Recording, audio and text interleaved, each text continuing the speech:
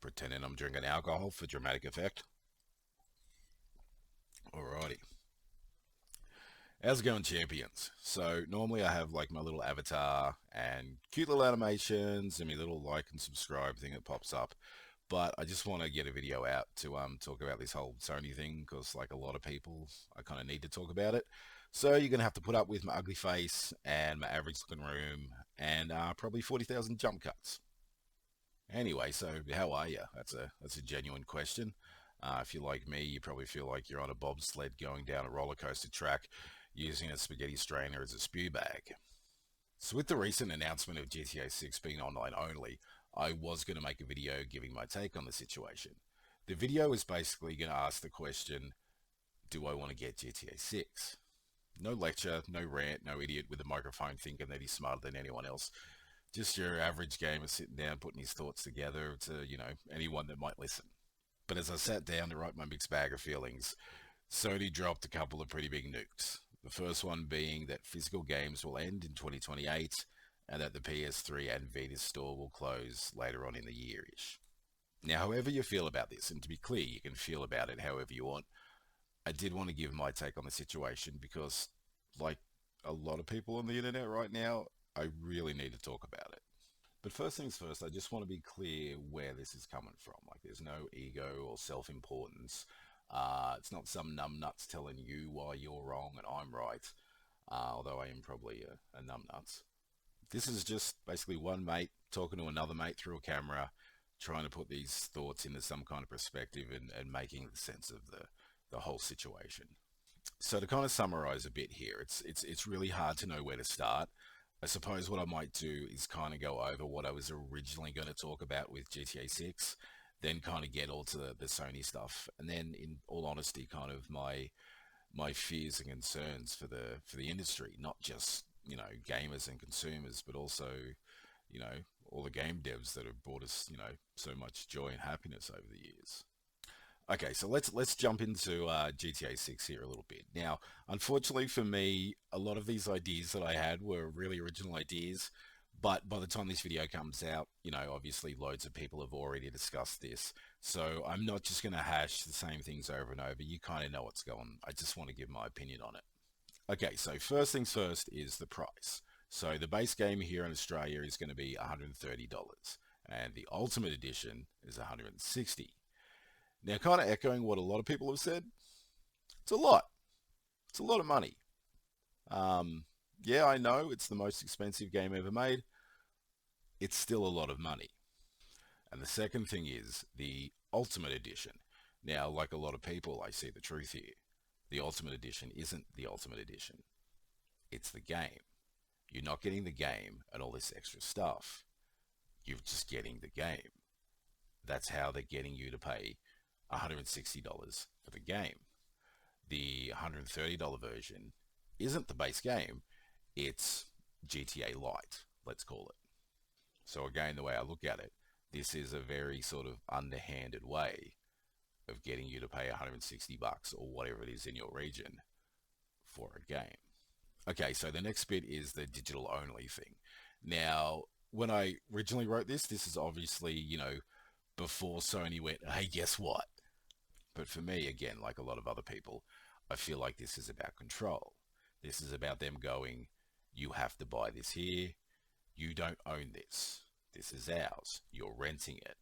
You can't lend it. You can't borrow it. It's ours. We can change it however we want, and you have to accept that. We can take parts away. We can take the whole thing away if we want. It's not yours. But also you have to pay for it. So obviously, this is a whole conversation about, like paywalling and ownership and that sort of thing. The last part is, again, everyone else is saying this is what trend this sets for the industry. Like now you have, EA and Activision will be like, hey, wait, we are, how much they charge? 160. So we can do that. Yeah. Wait, they're doing it online. We can do it online. Oh, yes, thank you, Rockstar.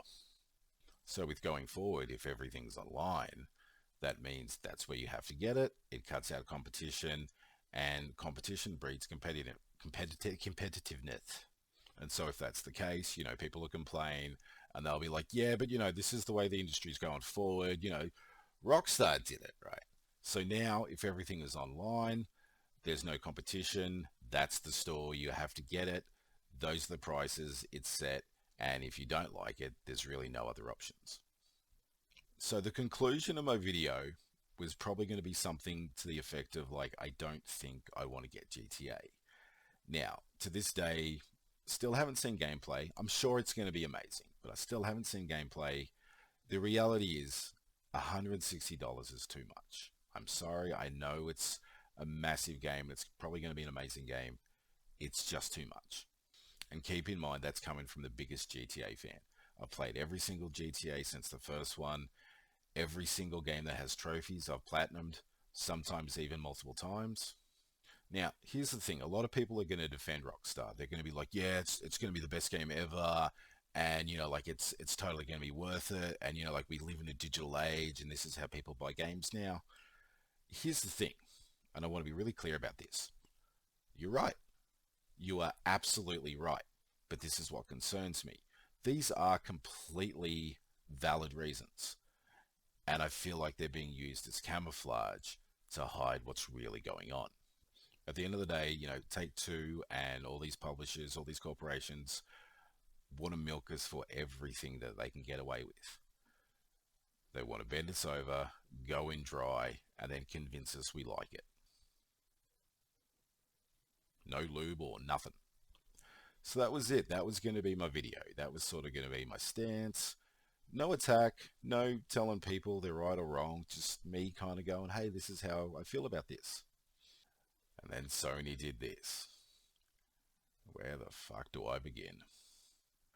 Okay, so this bit's kind of hard. I don't really know what to do here. All this stuff's been online. You know the facts, you know the information. I can't really add anything to it. I can't call people to action. I'm just a chunky little gamer sitting here. And at the end of the day, that's all I can really do. Talk about my thoughts and feelings as a gamer for my silly little hobby that has always been the most important part of my life. And the thing that worries me is my silly little hobby, and probably your silly little hobby, is dying for real. And it's not dying because of trends or the way the world's changing. It's dying because of greed. Anyway, so let's start this conversation with the PS3 because in a sense, this is kind of where all this started. So I remember when I got my PS3 and hooked up to the internet, and it was cool because you had the PlayStation Store and you could download demos. And does anyone remember like the original web store? It was terrible. Anyway, yeah, but so you could download demos, little indie games. I think they were called community games back then. I'm not sure. I don't remember if I'm remembering that wrong. Anyway, after a time, games that were on the PlayStation Store slowly kind of started getting bigger and bigger. Originally, they were just little downloadable games, but it got to the point where you were seeing full release retail games on the store. And so basically now players had an option. Now, this is something that I remember, and I cannot back this up, so I'm not saying this is true, but I genuinely remember there being a slight price difference because there was an argument of like, hey, if it's on the PlayStation Store, they're not paying for, distribution and the price of fuel and all that sort of stuff. So I remember initially there was a price difference, but I could have that wrong. I'm getting old, it happens. So if I'm wrong, I'm wrong. But that's what I remember. But anyway, it doesn't really matter. The point is now, so people basically just had an option of what they wanted. So at the end of the day, you could just choose what you wanted. But this was kind of the start of the lie, or at the very least, a massive misconception on our part. If we bought a game digitally, we thought we owned it. As far as I was concerned, now I'm still a collector, right? I'm still buying physical games, but if I bought a game digitally, I looked at it as, okay, I can either have this game data that's on this disc or it's on the hard drive. Now, okay, it's on the hard drive and maybe I can delete it or I can re-download it, but it's still mine. I still own it. Something that it seems like a lot of us in maybe the past year or so have only just realized that that's incorrect. As the years went on, I had a tendency to move around a fair bit. So digital just became easier. And that's fine, if that's what you want to do, that's great. It is easier, it is more convenient. But looking back, I'm starting to wonder if that we were actually steered in that direction more than just us deciding it to do it on our own. Now, this is probably going to be the one part of the video where I kind of go off on a weird little tangent, and it's just a thought. I've seen a few people sort of mention things like this. I'm starting to sort of feel like over the years, physical media wasn't just kind of left behind, it was sort of made to feel less important on purpose. Now, this is the part of the video where the old man tells a story about how you used to go to the video shop and it was an experience and blah, blah, blah. But the thing is, getting the game, there used to be a lot more to it. You would get things, just simple things. It might be like, again, a map, a poster, a sticker. Sometimes, you might have got a soundtrack. But everything about it was cool. The case was cool. The art was cool on it. And over the years, those things slowly started disappearing. Like, instructions. Like, even if you look at the cases now, they seem a lot flimsier than they used to be. And again, it's fine, like buy whatever you want. But it got to a point where it felt like going to buy something physical wasn't a big deal. You weren't getting as much. I mean, insert whole conversations about like you don't get the whole game on the disc. You don't. So why would you buy it physically? And I'm starting to wonder, was this by design? And this is the kind of point that I want to touch on in this argument. Like, if you disagree with me, that's cool. But we sort of need to talk about the important thing. This isn't necessarily, funnily enough, about the physical media, right? Like, I remember when I was a kid, my mum wanted her record player. That's it. Didn't care about CDs when MP3s came out. Didn't care about it when everything went to streaming. Couldn't give two shits, right? She wanted her record player. That was it. This isn't necessarily about old men yelling about what they want. They want things to be the way it used to be. It's about ownership, and it's about the conceived convenience we thought we had.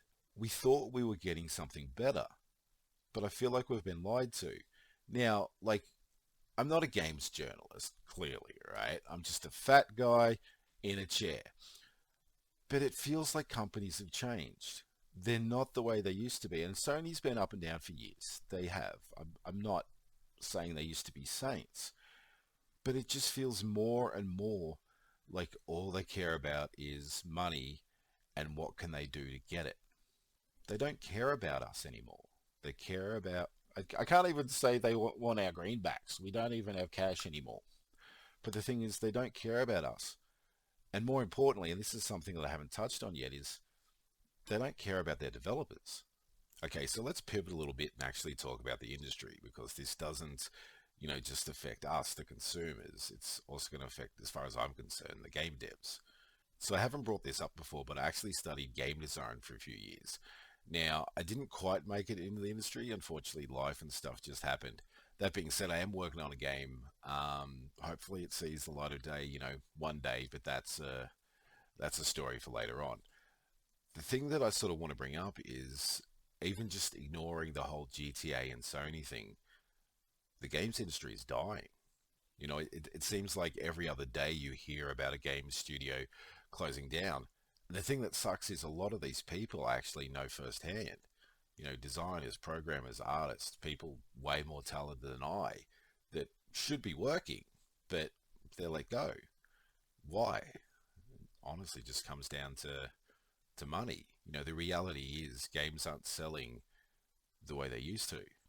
Now, obviously, everything I'm about to say, people have already discussed. I'm not bringing anything new to the table. I'm just sort of stating the facts. But the reality is games now cost more to make than they ever have. They look like movies. People used to say, oh, it's going to be, Pixar level graphics, but we're far beyond Pixar. These games are made by hundreds, sometimes thousands of people. They look incredible. They cost a fortune and often play exactly like something else you've already played.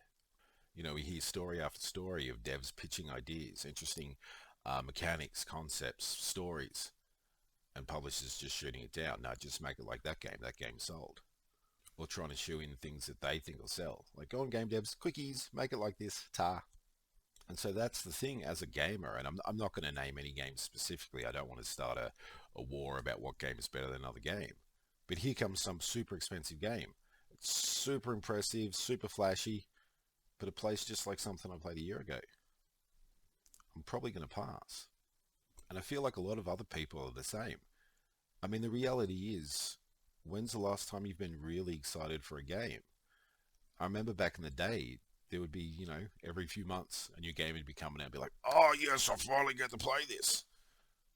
I honestly haven't had that feeling in years. In fact, the last game that I've been excited about was the Lego Batman game. That was only because it was the closest thing to an Arkham game I'm going to get. And that's the thing is when the game doesn't do as well as they hoped, what do? They close down the studio. Yeah, look, sorry, I know we wanted you to make this game, but yeah, it didn't really do as well as we wanted. So yeah, thanks anyway. Rest in peace, Blue Point. And so this is kind of where we are now. We're in a time where games are super expensive. For the most part, they're not that great. You can only buy them in one place. Obviously, I'm just talking about Sony at the moment. What's going to happen? Honestly, I think people are just going to stop buying games. I think we genuinely are going to finally have this second games crash that everyone's been talking about for years. Suddenly, ET's not looking so bad, is it? And how many of these amazing people that helped shape our lives, our childhood, got us through, really, really dark times. What's going to happen to them? They'll lose their jobs. And somehow I feel like it'll probably be our fault. It'll be the consumers for not buying the games, and it'll be the devs for not doing well enough. It'll never be the publishers or the corporations.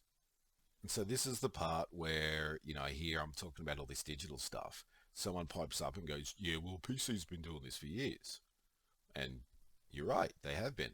Just quickly, oh, I miss buying like PC games. Like, you get like the big box with the big instructions. And, oh, I miss it. Anyway, but the thing is, PC is different. On PC, you still have competition. Competition breeds competitiveness. You have different places you can go. And the reality is, and I actually can't believe I'm going to say this as a lifelong console gamer, I think that's where I'm going to go. And I've got to wonder how many people are going to do the same thing. And so this is one thing I don't understand on Sony's part. Now, again, I'm not an analyst. I'm a fat guy in a chair. I don't know what I'm talking about. But if they're going to be digitally only, that kind of puts them in competition with Steam. And if that's the case, do they think they can win? I don't think they can.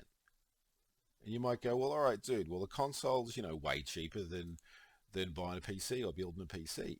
And on the surface, that is true. But the thing is, the rumors for the PS6 say it's going to be over $1,000, maybe like 1,200, and that's US. So here in Australia, that's going to be over $2,000.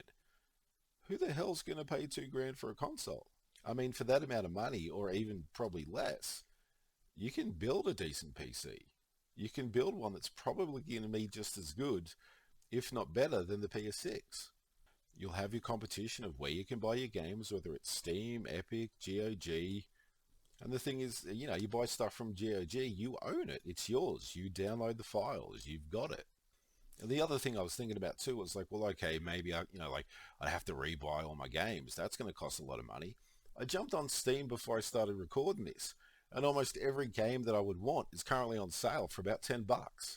Not to mention you've got the whole modding scene for games. There's retro emulators and retro front ends so you can play old games. It kind of just, to me, it makes sense of like, if Sony's going to do this, why wouldn't you jump to a PC? And I suppose the one thing that people might say is, yeah, but Sony exclusives. And again, this is just a personal thing. I'm not knocking anyone.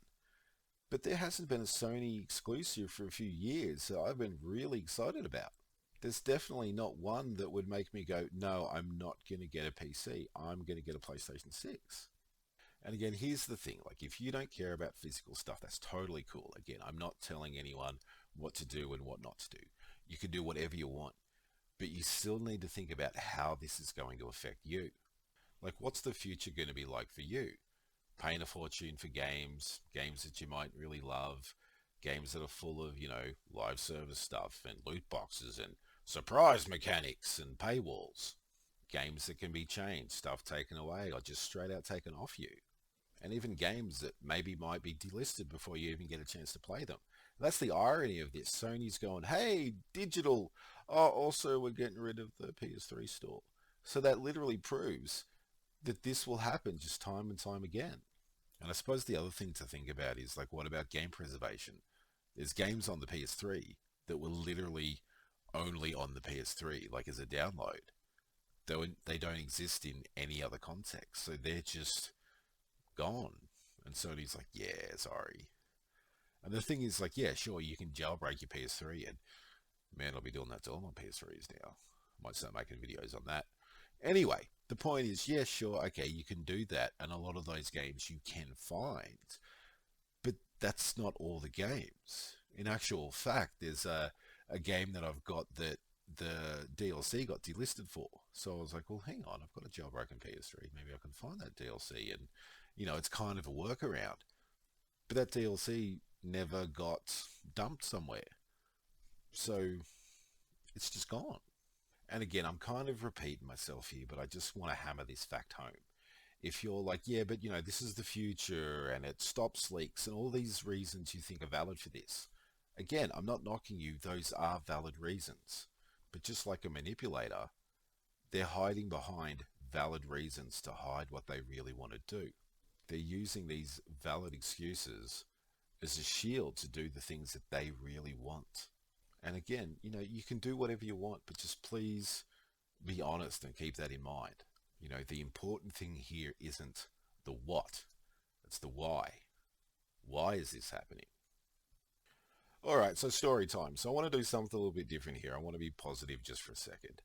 I'm breaking the fourth wall here a little bit. Most of the stuff I do is sort of scripted. I write stuff down and I'll do several takes. This is just a thing. I just want to talk about a few little nice memories of Sony stuff.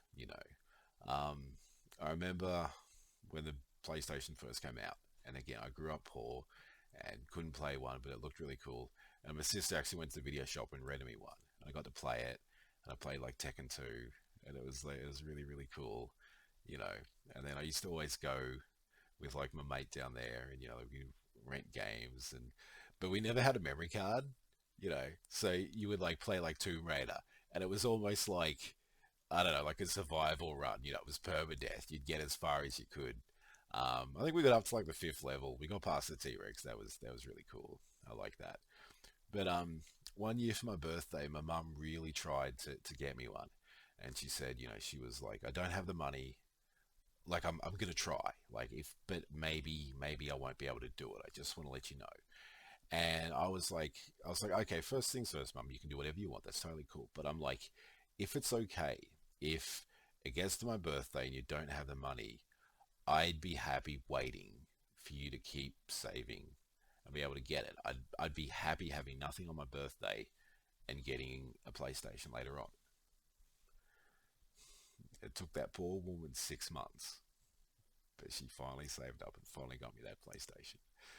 Speaking of her, she was never good at games. It wasn't her thing. And then one day, me and my mate got her to play Colin McRae Rally, and there because it was on a demo disc, right? And oh, I miss demo discs, man. Anyway, so she tried to get around the track. She ended up going around the whole track in reverse because that's the only way she could do it. I think the average time for the lap was like 3 minutes. She did it. She did it in 22. You know, so I don't know. It's just nice stuff. And then even like when the PS2 come out, it was my turn to save up. Again, didn't have the money. I've mentioned before I've got cerebral palsy, and at the time I was just on a disability pension, but I was also young, so you get less money. It took me like 6 months, 6 months of saving and paid it off, and then finally got it like day one, and that was a big deal.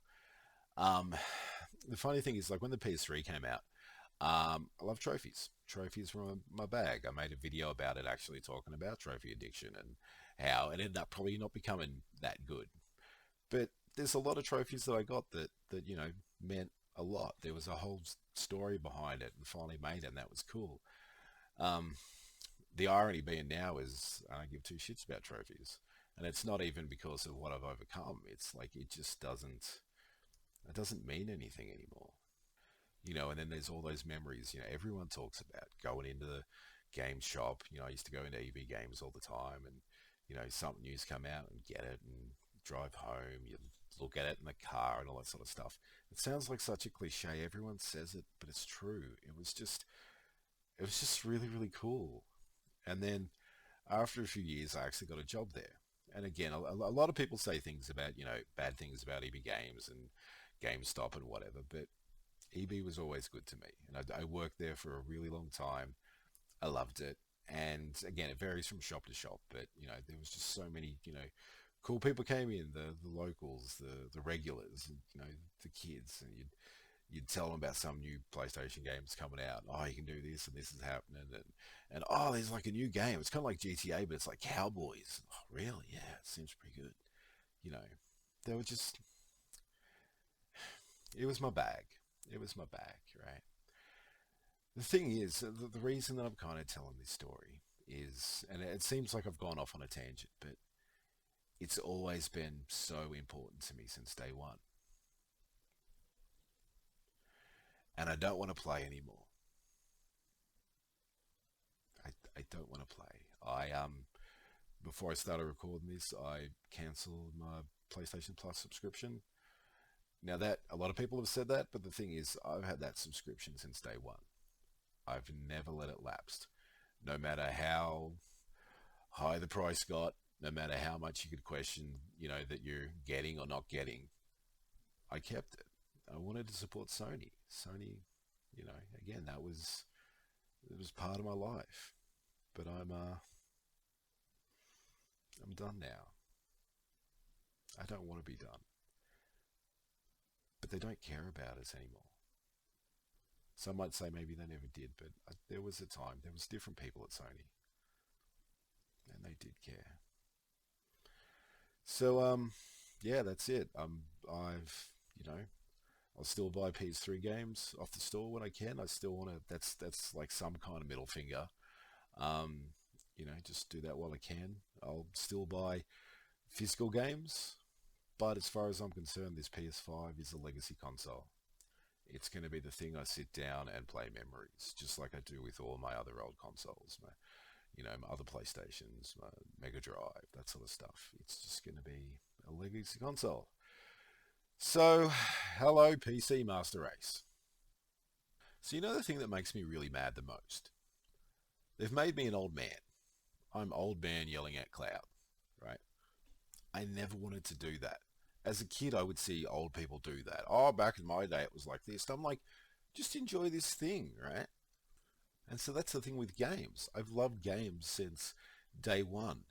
Games evolved. Games literally kind of grew up with me.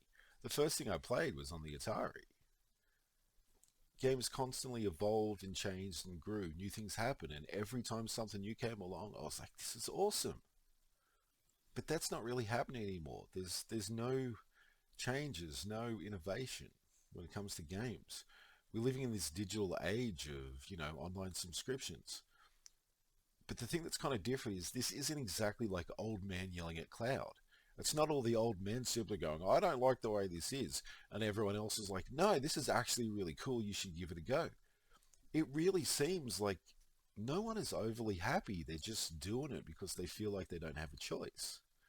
The reality is I see so many videos now of kids looking at things like iPods. And actually that really shits me. The fact that they look at an iPod and be like, oh my God, this old thing is so cool.